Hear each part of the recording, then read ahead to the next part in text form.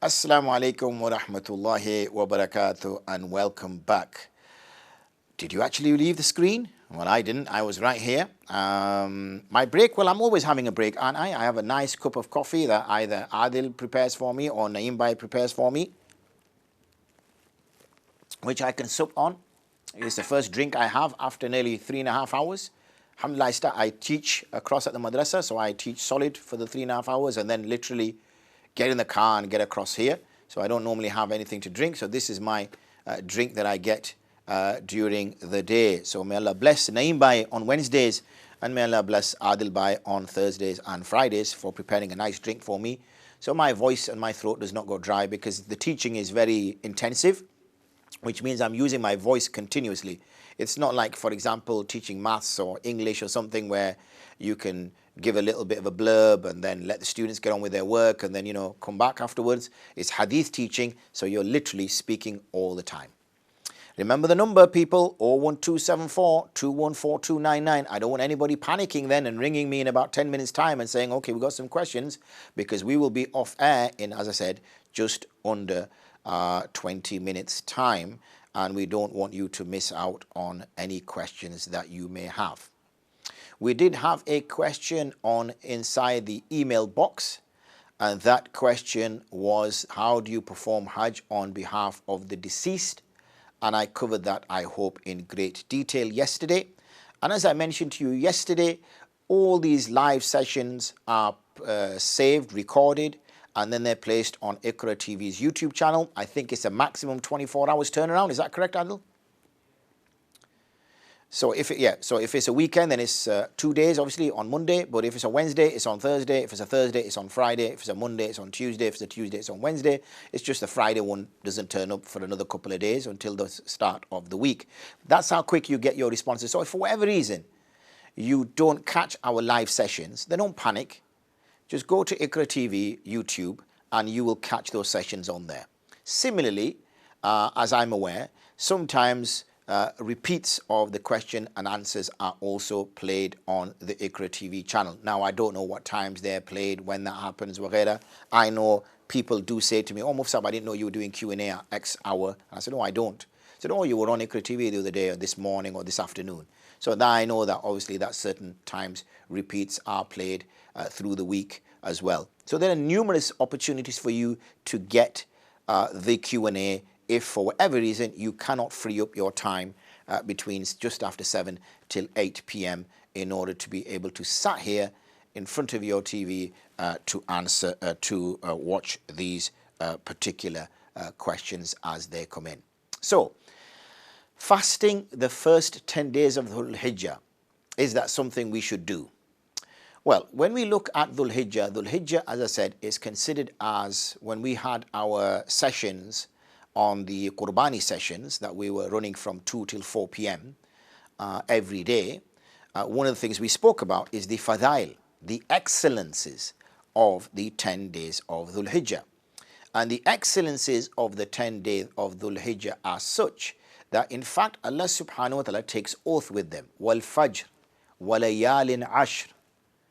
Allah takes qasam, he takes oath with fajr. Walayalin ashr, and the 10 nights. So what 10 nights are being referred to here? These are the nights of Dhul Hijjah, including the night of Eid. Now I've mentioned this before, but it doesn't hurt reminding that according to the Islamic tradition, the way the day works is the night precedes the day.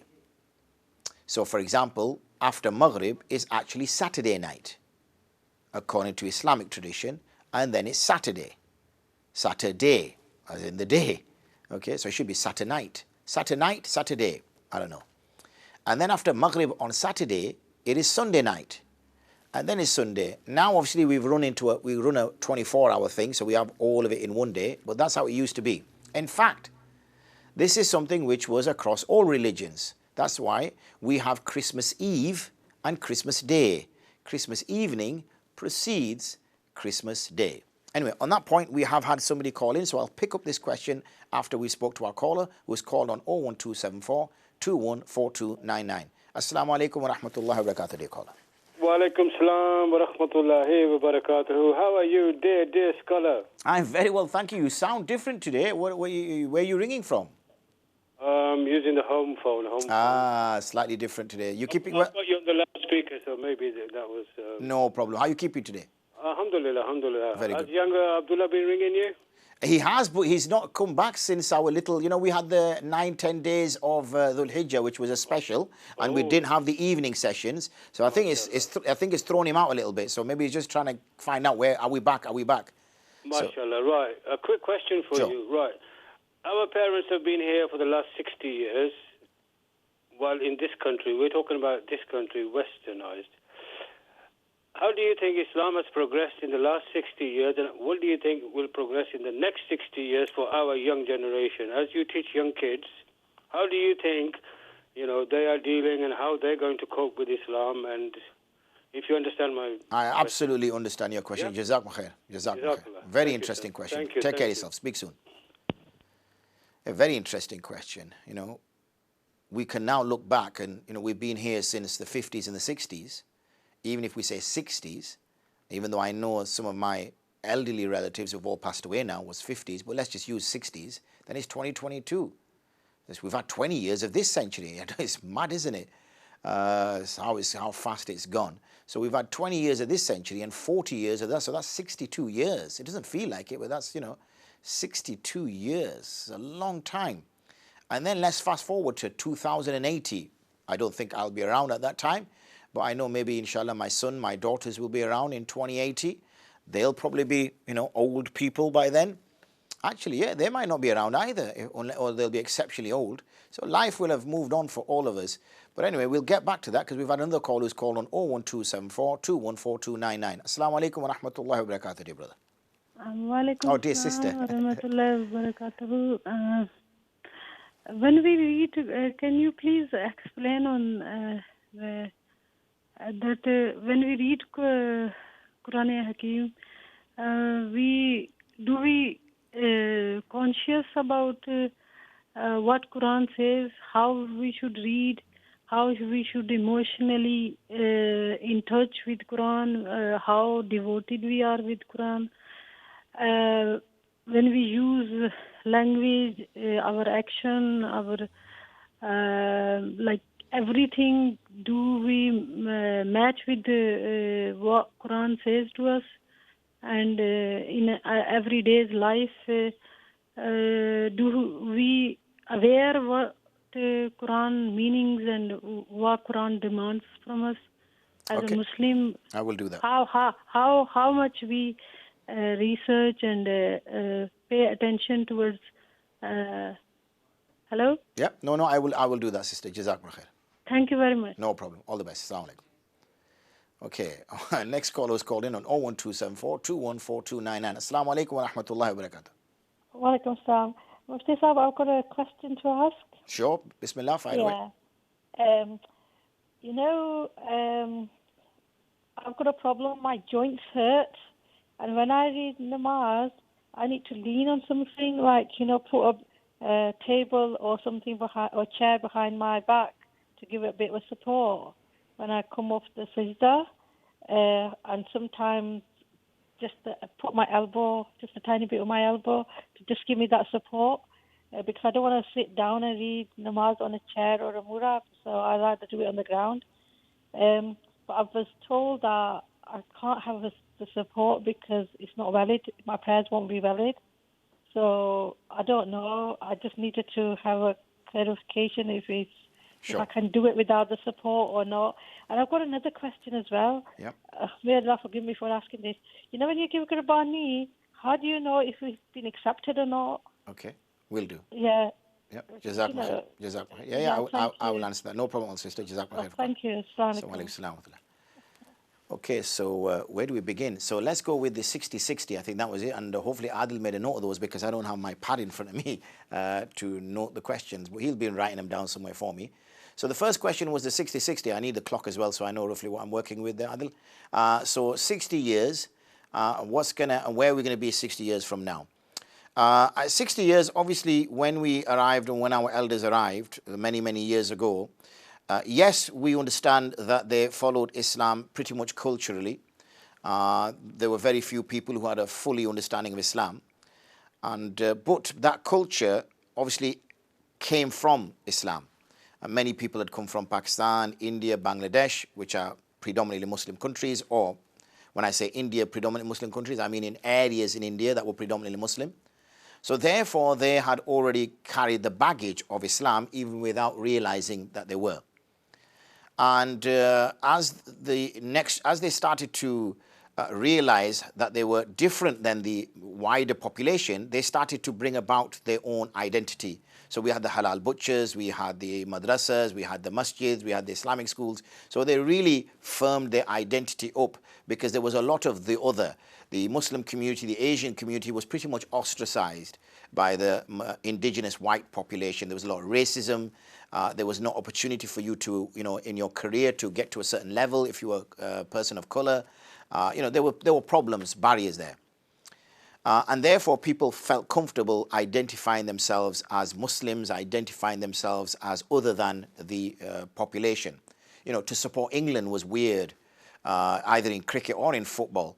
But we've seen, obviously, particularly in the last sort of 10, 15 years, there's been a big push to integrate people of color, to integrate Muslims into the wider population. That's a good thing, but it also has issues because what happens is now is we're starting to people to lose their identity as they move on over the decades that are coming. Why? Because now it's natural. They don't feel alien anymore. And what happens is normally the minority identity usually gets consumed by the majority identity. It's just the way it is. And we're starting to see people feeling more comfortable and the religious side or the religious identity is slowly disappearing. So there was like massive growth of the number of masjids being built and, the halal this and the halal that over the, 80s and even into the 90s. But you're now seeing that there's a pause and there's a slowing down.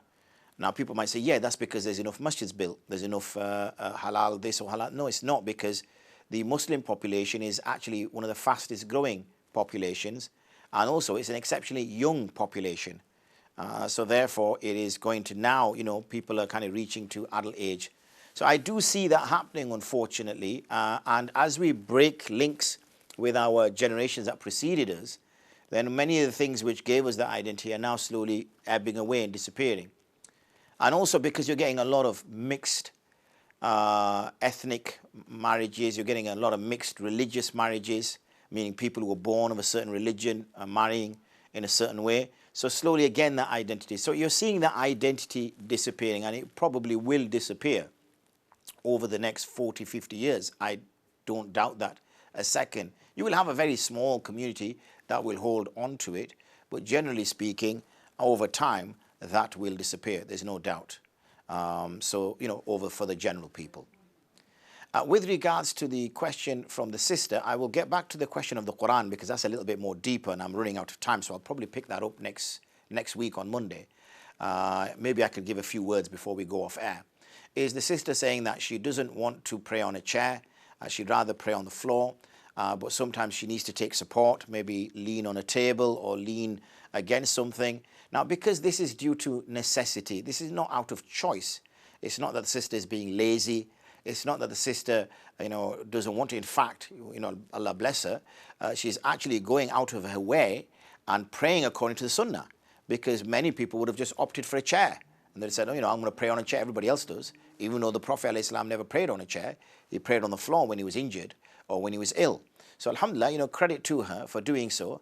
And so, yeah, if you need to lean against something, then so be it. There's one amazing invention that I came across when I went down to London, Walthamstow. And it is a musalla which has a hard part, okay, near where you stand. And you can change the musalla and make it stand up like a triangle, so you can lean against it when you're reciting Quran. So it's a musalla, and then the back bit can stand up. So maybe you can look into getting one of them. I don't know where you can get them from. And then that means it gives you some support as well.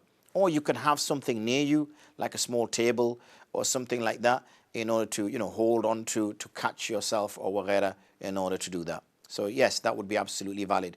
I think what people are saying to you is when you have no reason to do that, then absolutely that prayer is problematic. But you have absolute reason to do so because of the pain you're experiencing and you fear that you're going to fall, and that is giving you some reassurance. And then that's absolutely fine. Got about 50 seconds. I'll just speak a little bit about the question about the Quran. Absolutely, in order to do that, we've got to be able to understand the Quran. And if you cannot understand the Quran, then that's going to be an issue anyway. So I think primarily Surah Fatiha, what we recite in Salah, it's very important that we start to learn that so that at least when we're praying that we understand what we're doing. Eventually work towards understanding the Quran. As I said probably previously, there's about 2,000 words in the Quran which are oft repeated again and again and again and again that make up about 80% of the Quran. 2,000 words, 365 days in the year. You do the maths. It is easily possible over a period of 4 years. Or if you do 2 words a day, even quicker. Anyway, talking about quicker, I need to disappear. See you all on Monday. Have a good weekend. May Allah bless you all. Assalamu alaikum wa rahmatullahi wa barakatuh.